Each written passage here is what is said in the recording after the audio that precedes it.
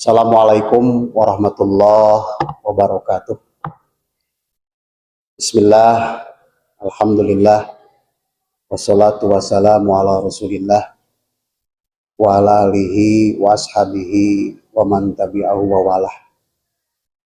Wa ba'du, sahabat-sahabatku sekalian, kita bersyukur kepada Allah Subhanahu wa taala. Alhamdulillah wa syukru ala ni'amillah. Kita semua bisa menikmati hidangan bulan suci Ramadan yang penuh dengan rahmat dan ampunan dari Allah Subhanahu wa taala. Semoga kita semua sahabat-sahabatku sekalian dalam kesempatan kali ini kita ada dalam naungan dan limpahan rahmat serta maghfirah dari Allah Subhanahu wa taala sehingga kita akan mendapatkan derajat orang-orang yang bertakwa di sisinya. Amin ya Allah ya Rabbal Alamin. Sahabat-sahabatku sekalian, dalam kesempatan kali ini saya ingin berbagi ilmu, khususnya hal-hal yang berkaitan dengan masalah fikih, yakni masalah fidyah, qada dalam hubungannya dengan puasa Ramadan. Para sahabat-sahabatku sekalian, sebelum kita membahas tentang masalah fidyah, qada yang ada hubungan serta kaitannya dengan bulan suci Ramadan, kita kaji bersama terlebih dahulu apa itu fidyah dan apa itu qada, hubungannya dengan puasa Ramadan, serta dasar-dasar hukum yang berkaitan dengan keduanya. Yang pertama, masalah fidyah. Fidyah, sebagaimana kita ketahui bersama, adalah bentuk masdar dari kata fada, yang secara bahasa berarti tebusan atau suatu pengganti. Sedangkan dalam istilah fikih, sebagaimana Abu Al-Hasan Al-Mahamili dalam kitabnya Al-Lubab, beliau mengatakan bahwa fidyah itu adalah ma yu'ta min malin wa nahwihi li ta'widi syar'i an adamil qudrati alal wajib. Sesuatu yang diberikan dengan berupa harta atau yang lainnya sebagai pengganti yang bersifat syarak karena tidak mampu untuk melaksanakan suatu kewajiban. Allah Subhanahu wa taala berfirman dalam surat Al-Baqarah ayat 184, A'udzubillahi minasyaitonir rajim. Bismillahirrahmanirrahim. Ayyaman ma'dudat faman kana minkum maridun aw ala safarin fa iddatum min ayyamin ukhra. Wa 'alal ladina yutiqunahu fidyatu ta'amu miskin faman tatawwa'a khairan fahuwa khairul lah. Wa antasumu khairul lakum in kuntum ta'lamun. Shadaqallahul adzim. Dan juga hadis Nabi Muhammad SAW, hadis Anas bin Malik, bahwasanya Rasulullah SAW bersabda, qala innallaha azza wa jal wada'a anil musafiri as-sauma wa satras salat wa anil hamil awil murdi is-sauma. Diriwayatkan dari Anas bin Malik bahwasanya Rasulullah SAW bersabda, sesungguhnya Allah Subhanahu wa taala telah membebaskan puasa dan separuh melaksanakan ibadah sholat bagi orang yang bepergian, dan juga membebaskan pula dari puasa orang yang hamil dan orang yang menyusui atau wanita yang sedang hamil dan menyusui. Kemudian dalam hadis mauquf juga Ibnu Abbas mengatakan, an Ibnu Abbas annahu qala usbita lil hubla wal murdi'i an yuktira wa yut'ima fi kulli yaumin miskina. Diriwayatkan dari Ibnu Abbas bahwa ia berkata, ditetapkan bagi perempuan yang mengandung dan menyusui untuk berbuka atau tidak berpuasa, dan sebagai gantinya harus memberi makan kepada orang miskin setiap harinya. Hadis diriwayatkan oleh Abu Dawud. Yang kedua, qadha. Qadha dalam istilah usul fikih sebagaimana disebutkan oleh Syekh Tajuddin As-Subki dalam matan Jam'ul Jawami'nya, bahwa al-qadha'u fi lukul lima kharaja waqtu adaihi istidrokan lima sabaqolahu muqtadin lil fi'li mutlaqan. Bahwa qadha itu adalah mengerjakan segala sesuatu yang pekerjaannya keluar dari waktu untuk melaksanakannya, karena menyusuli sesuatu yang sebelumnya harus dilakukan sebagai tuntutan pekerjaan secara mutlak. Hadis Siti Aisyah radhiyallahu anhu, beliau mengatakan bahwa panu maru bi qada'i saum wala nu'maru bi qada'i shalah. Bahwa kami, katanya, kata Siti Aisyah, diperintahkan untuk mengodok puasa dan kami tidak diperintahkan untuk mengodok sholat. Hukum fidyah dan qadha ini jika dihubungkan dengan ibadah puasa dalam arti meninggalkan ibadah puasa, ada 4 konsekuensi hukum. Yang pertama, wajib qadha saja. Yang kedua, wajib fidyah saja. Yang ketiga, wajib qadha dan juga wajib fidyah. Dan yang keempat, tidak wajib qadha dan tidak wajib fidyah. Adapun rincian untuk 4 konsekuensi hukum bagi orang yang meninggalkan ibadah puasa dari keempat hukum tersebut, yang pertama adalah anak kecil. Seorang anak kecil artinya orang yang belum balik, orang yang belum dewasa atau belum tamyiz. Anak kecil ketika memasuki usia balik, jika dia tidak melakukan ibadah puasa, maka anak kecil tersebut tidak wajib untuk mengqadha di waktu di luar bulan Ramadan, dan juga tidak wajib untuk membayar fidyah atas puasa yang ditinggalkannya. Lalu kenapa anak kecil itu disunahkan untuk berpuasa, dianjurkan untuk berpuasa? Apakah anak kecil juga mendapatkan pahala dari ibadah puasanya? Tentu hal ini sebagaimana Sayyid Abdullah bin Alwi Al-Haddad menjelaskan dalam kitabnya Sabilul Idzkar, bahwa wa amalut tifli minat ta'ati allati takunu qoblal bulugh fi sohaifi abawaihi minal muslimin wa mahma ahsana fi tarbiyatihi wal qiyami alaihi kama yanbagi fal marzu min fadillah alla yukhayyibhuma min sawabi a'malihi as-solihah wa ta'atihi ba'dal bulugh balil marzu min fadillah an yakuna lahuma mislu sawabi. Bahwa amal kebaikan yang dilakukan oleh seorang anak kecil yang belum balik itu akan dicatat dalam buku amalan orang tuanya yang Islam. Bila keduanya mendidiknya dan merawatnya dengan baik, maka ada harapan dari karunia Allah Subhanahu wa Ta'ala bahwa Allah tidak akan menghalangi keduanya untuk mendapatkan pahala amal soleh anaknya setelah ia dewasa. Bahkan akan mendapatkan pahala yang sama seperti pahala orang tua di dalam melakukan amal soleh. Kemudian yang kedua adalah orang gila atau al-majnun. Orang gila yang tentunya tidak melaksanakan ibadah puasa, ada 2 gambaran. Yang pertama, jika gilanya disengaja, dia sengaja untuk gila, untuk menghilangkan akal pikirannya atau kesadarannya, maka konsekuensinya dia wajib qadha saja, tetapi tidak wajib fidyah. Namun adapun jika junun atau gilanya itu tidak disengaja, maka dia tidak wajib untuk qadha dan juga tidak wajib untuk membayar fidyah. Hadis Rasulullah Shallallahu Alaihi Wasallam, rufi al-qalam an salasin anin naim hatta yastaiqidha wa anil majnun hatta yafiqa wa anis sabi hatta yablugh.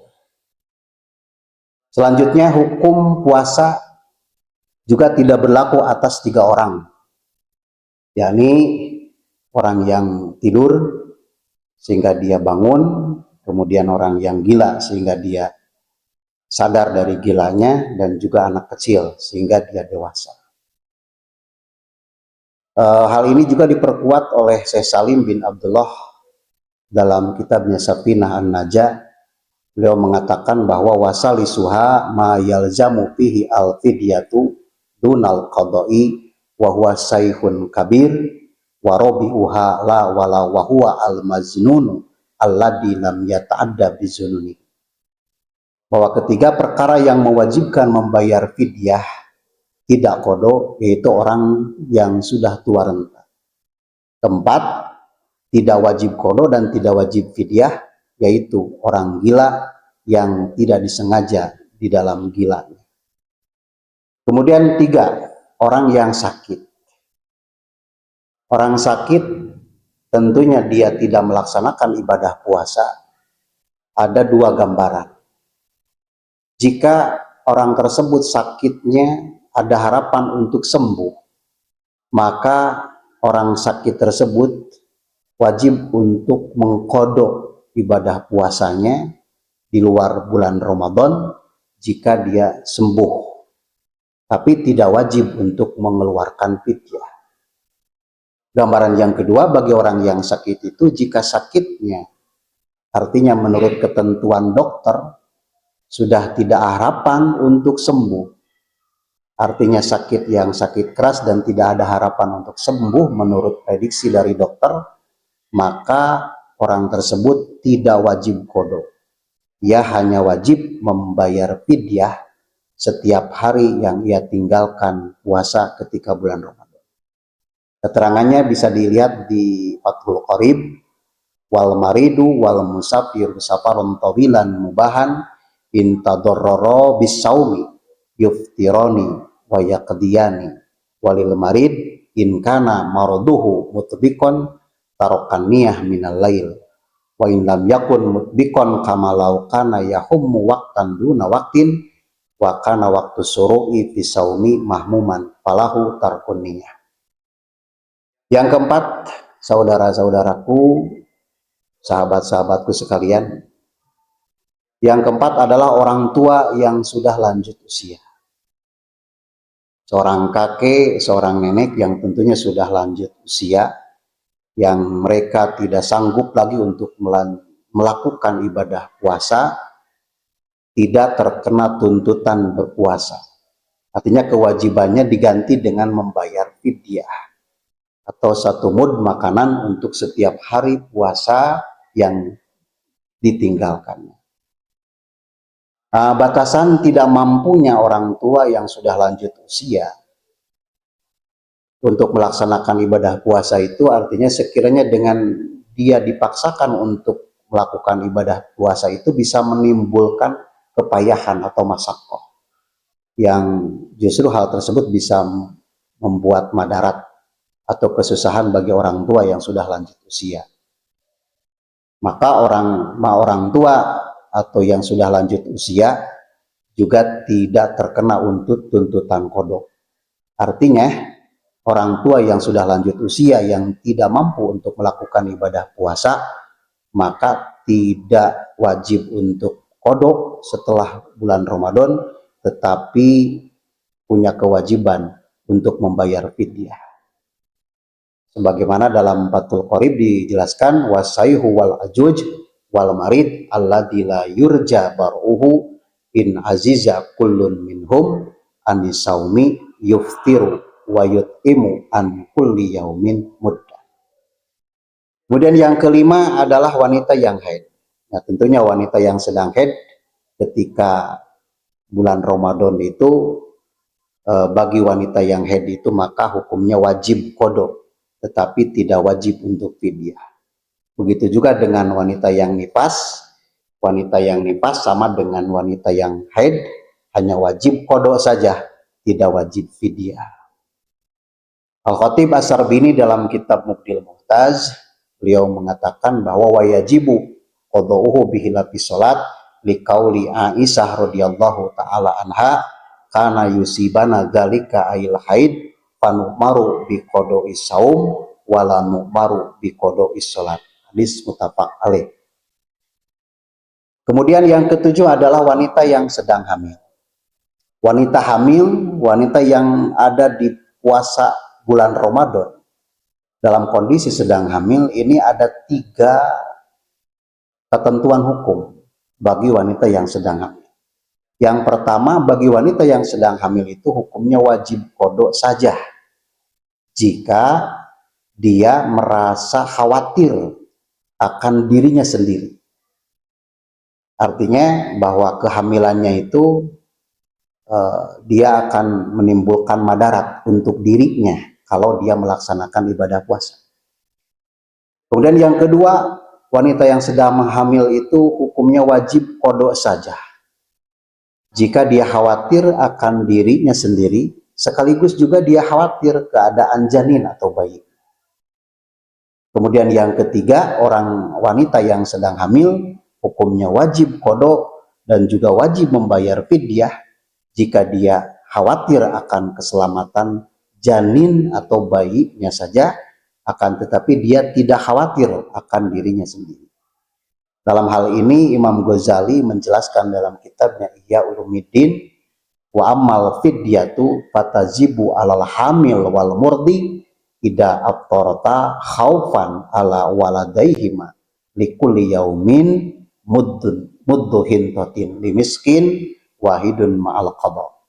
Adapun fidyah adalah wajib atas wanita hamil dan menyusui ketika keduanya membatalkan puasa karena khawatir akan keselamatan anaknya. Setiap hari yang ditinggalkan itu 1 mud untuk 1 orang miskin, dan dibarengi dengan melakukan qada atau mengganti puasa pada bulan-bulan berikutnya. Kemudian yang ke-8 adalah wanita yang sedang menyusui. Wanita yang sedang menyusui atau al-murdi itu ada 3 juga hukum yang menyertai wanita yang menyusui itu. Yang pertama, wajib qada saja jika dia khawatir akan dirinya sendiri. Yang kedua, wajib qada saja jika dia khawatir akan dirinya sendiri sekaligus khawatir keadaan bayinya. Yang ketiga, wajib qada dan wajib membayar fidyah jika dia merasa khawatir akan keselamatan bayinya, akan tetapi dia tidak khawatir akan dirinya sendiri. Bahwa dalam hadis Rasulullah SAW, al-murdi'u wal hubla idha khawfata ala auladihima abtarata wa at'amata.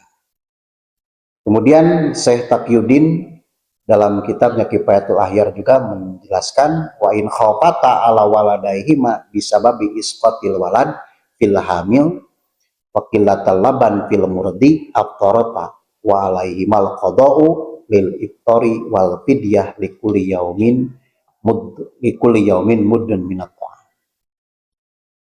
Kemudian yang ke-9 yang terakhir adalah musafir, orang yang menempuh perjalanan. Artinya orang yang bepergian jauh, yang saparnya sapar yang tawil, yang panjang, yang mewajibkan batasannya adalah wajib untuk dirinya untuk mengqashar atau boleh untuk mengqashar dan menjamak sholat. yakni orang yang menempuh perjalanan jauh atau musafir, bepergian, ketika dia meninggalkan ibadah puasa, maka dia hanya wajib qada saja, tidak wajib fidyah. Syekh Jalaluddin Al-Mahalli dalam kitabnya Kanjur Raghibin ala Syarhi Minhajit Talibin, beliau mengatakan wa yubahu tarkuhu lil musafiri safaron tawilan mubahan fa in tastadarrara bihi fal fitru afdalu wa illa fasaumu afdal. Artinya bahwa diperbolehkan meninggalkan puasa bagi seorang musafir dengan perjalanan yang jauh, dan diperbolehkan perjalanannya atau mubah bila dengan berpuasa seorang musafir bisa mengalami madarat, maka berbuka itu lebih utama. Tapi bila tidak, maka berpuasa juga lebih utama.